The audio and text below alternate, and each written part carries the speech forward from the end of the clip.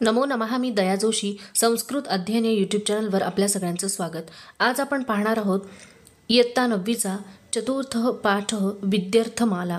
हा जो पाठ आहे हा कंठस्थीकरणासाठी आहे. म्हणजे ही जी सुभाषित आहेत ती तुम्ही पाठ करायची आहेत. याचं प्रस्तावना आपण बघूयात.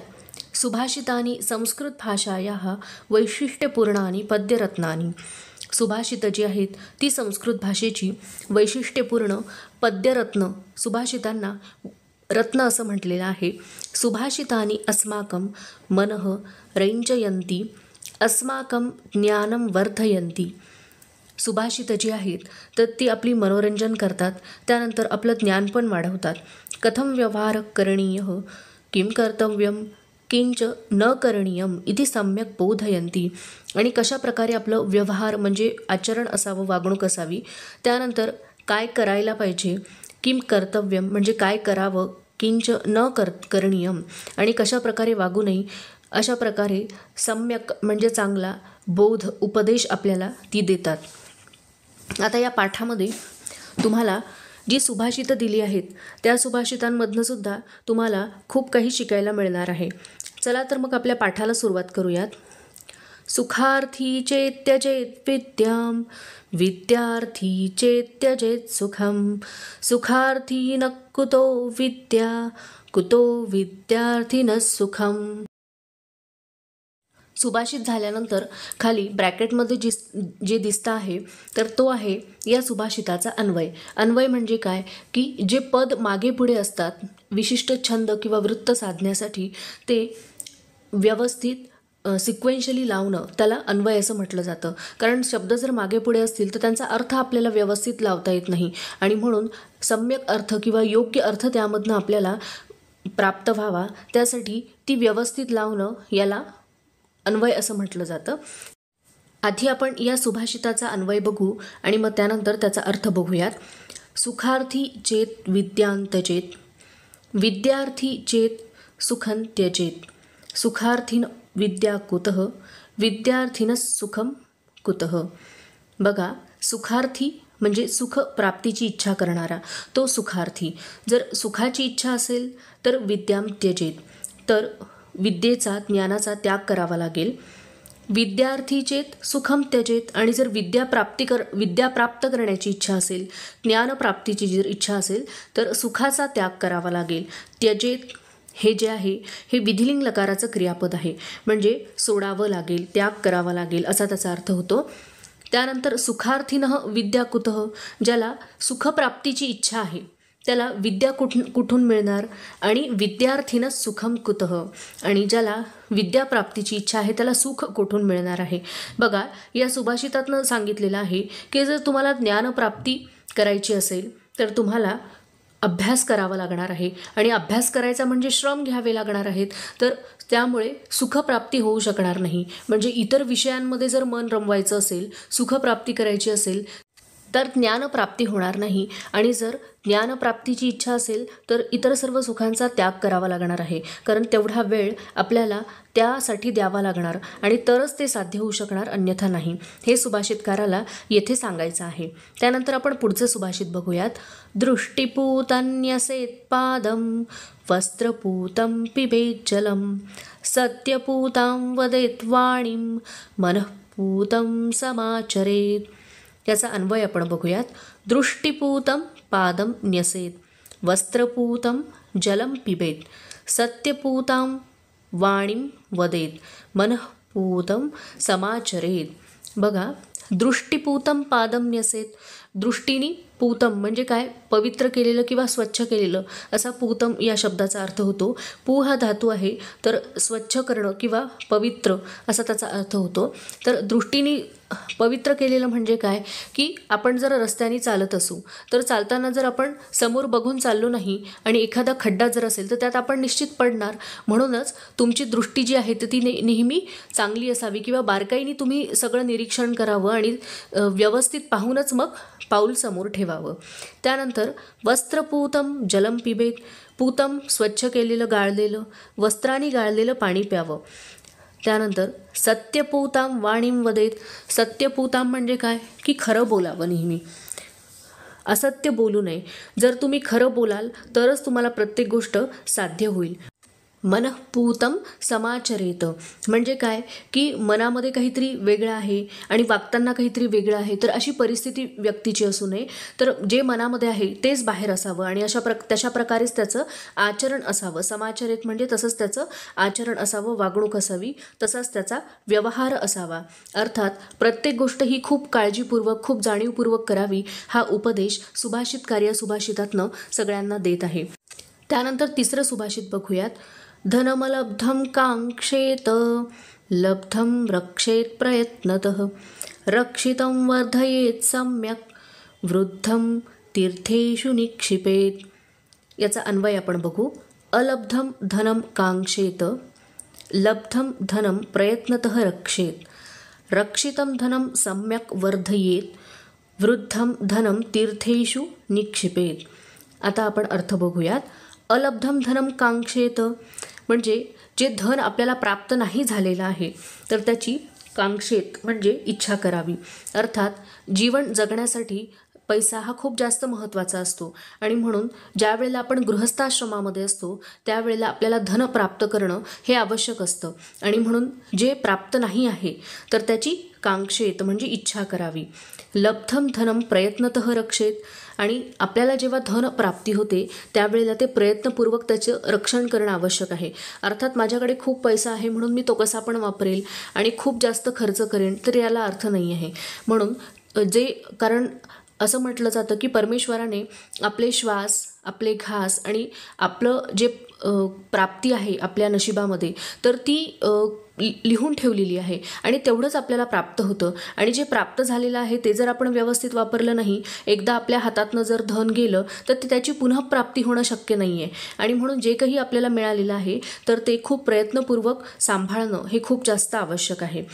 त्यानंतर बघा, रक्षितं धनं सम्यक वर्धयेत आणि जे आपण प्रयत्नपूर्वक धन साठवून ठेवलेलं आहे तर त्याच्यामध्ये वाढ करावी. अर्थात प्रत्येक वेळेला पैसा कमवणं हीच वाढ असते असं नाही, तर जे काही आपण कमवलेलं आहे त्यातला खर्च योग्य ठिकाणी जर आपण केला तर ते सुद्धा आपली वाढच आहे. कारण नाही त्या ठिकाणी आपले पैसे जेव्हा खर्च होत नाहीत तेव्हा ती सुद्धा आपली प्राप्तीच आहे आणि म्हणून तसा पण प्रयत्न आपण करायचा आहे.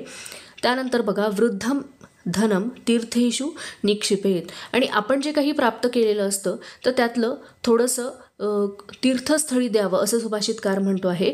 तर मनु जे आहेत, ज्यांनी मनुस्मृती लिहिलेली, तर हे मनु जे आहेत तर ह्यांनी सुद्धा सांगितलेलं आहे की आपल्यावरती आपण जेव्हा या जगामध्ये जन्माला येतो त्यावेळेला आपल्यावरती सुद्धा काही ऋणं असतात. तर हे जे ऋण आहेत, माता पित्यांचं ऋण असतं, जन्मदात्याचं, त्यानंतर समाजाशी पण आपण देणं लागतो. तर हे ऋण जे आहे ते आपल्याला फेडावं लागतं आणि त्यासाठीच हे दानधर्म जे करायचे असतात ते त्यासाठीच करायचे असतात, कारण या ऋणातनं मुक्त होण्याचा प्रयत्न आपण करायचा असतो. आणि म्हणून सुभाषितकार सांगतो आहे की आपण जे काही प्रयत्नपूर्वक रक्षिलेलं धन आहे, सांभाळलेलं धन आहे किंवा प्राप्त केलेलं जे धन आहे तर त्यातला थोडासा वाटा ह्या ऋणमुक्तीसाठी आपण इतरांना द्यायचा आहे.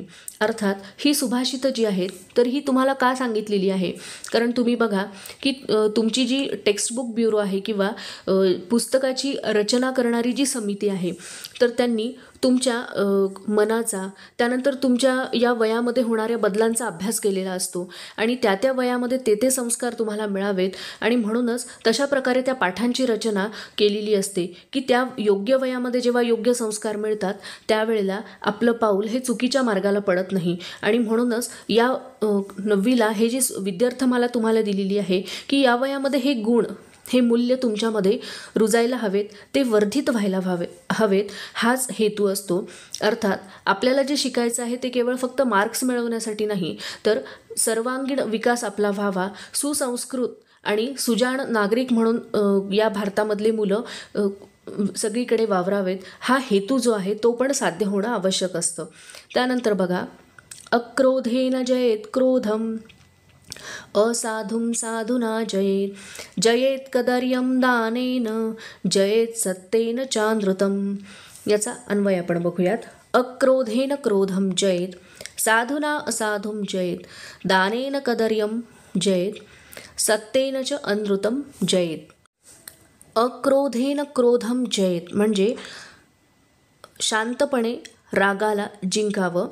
अक्रोधेनं म्हणजे क्रोध न करता किंवा शांतपणे.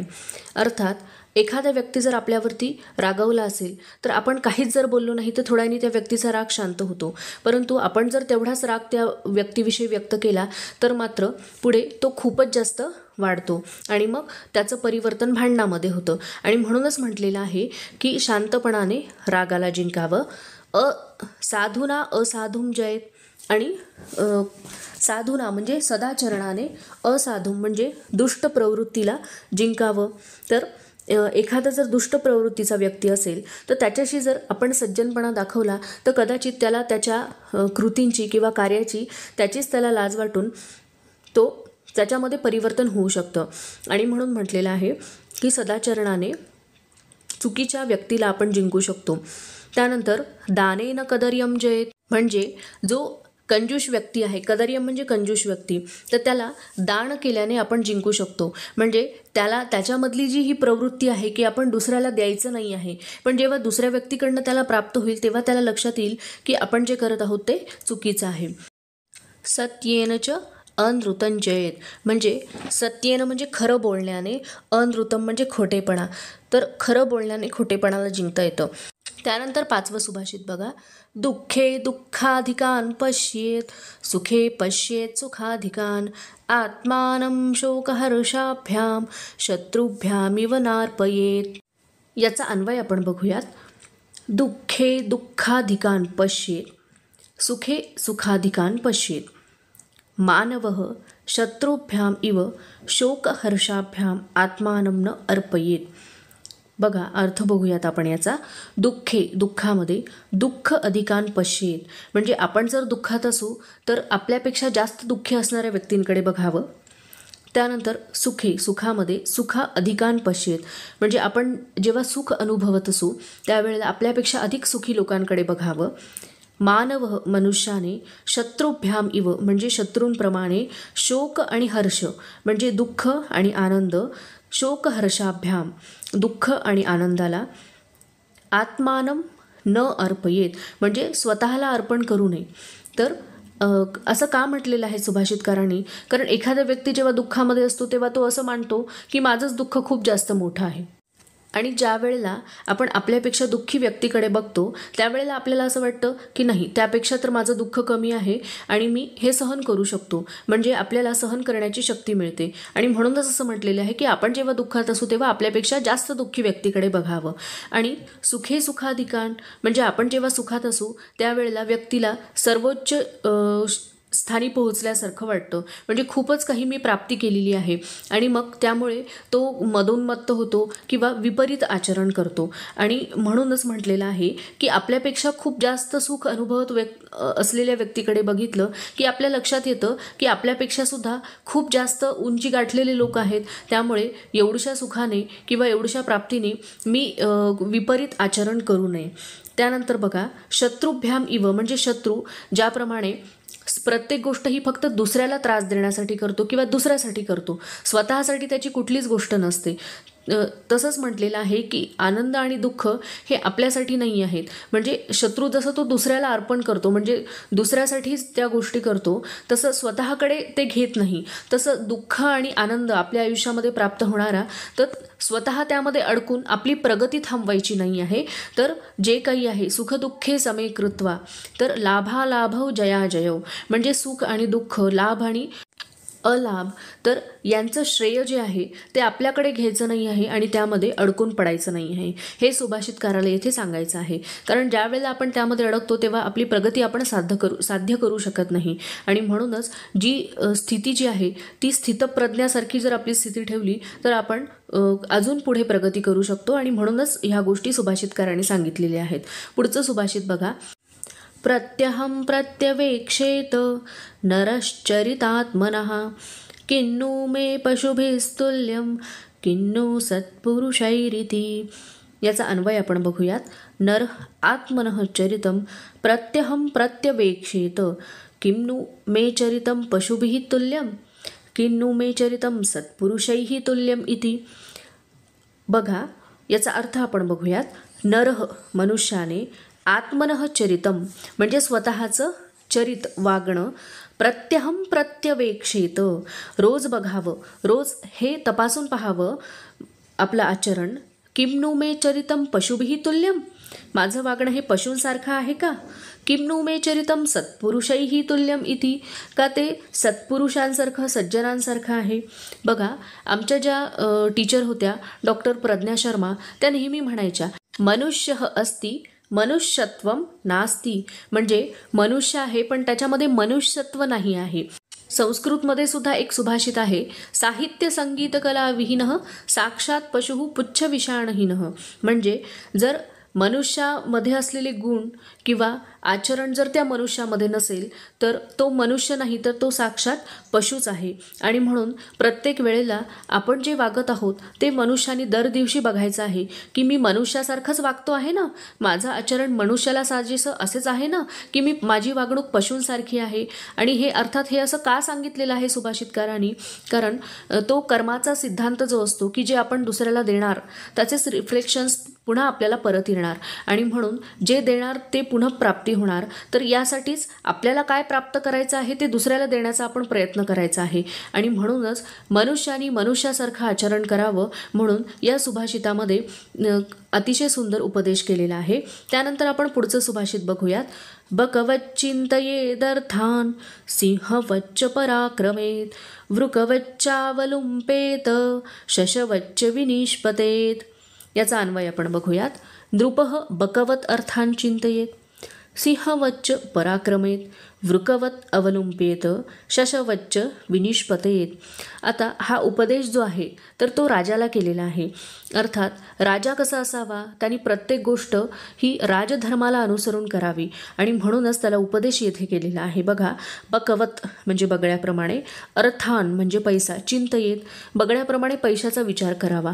म्हणजे कसं तर बगळा हा पाण्यामध्ये उभा राहतो आणि तो अतिशय बारकाईने निरीक्षण करतो, आणि जेव्हा मासा त्याच्या समोर येतो, त्याला त्याच्या दृष्टीस पडतो, त्यावेळेला तो पटकन तो मासा पकडतो. तर अशा प्रकारे पैसा जो आहे त्याचा विनिमय करताना अतिशय बारकाईने आणि काळजीपूर्वक राजाने करावा. त्यानंतर सिंहवच्च पराक्रमेत, आणि त्याचा पराक्रम कसा असावा, सिंहाप्रमाणे. सिंह जो आहे तो आपली एकदा शिकार पकडली की त्यानंतर तो त्याला फाडून खातो. तो शेवटी तो व्यक्ती जो आहे शक्यतोवर त्याच्या हातातनं निसटून जात नाही. त्याप्रमाणे एखादा शत्रू जर राजाच्या तावडीत सापडला तर त्याला पलायन करता येऊ नये अशा प्रकारे त्यांनी त्याचा पराक्रम करावा. त्यानंतर वृकवत अवलुंपेत, म्हणजे वृक म्हणजे लांडगा, तर लांडगा जो आहे तर तो एखाद्याला पकडलं की त्याचा लचका तोडतो, तशा प्रकारे एखाद्याचा लचका तोडावा. शशवच्च विनिष्पतेत, विनिष्पतेत म्हणजे निसटून जावं. ससा जो आहे तो पटकन निसटून जातो, तशा प्रकारे राजाने एखाद्या शत्रूच्या तावडीतनं ताबडतोब निसटून जावं. अशा प्रकारे तर या सुभाषितामधनं राजाला उपदेश केलेला आहे. तर ही जी विद्यार्थमाला आहे हा घटक आपला येथे संपलेला आहे. माझा जर व्हिडिओ तुम्हाला आवडला असेल तर लाईक करा, शेअर करा आणि माझ्या यूट्यूब चॅनलला सबस्क्राईब करा. धन्यवाद.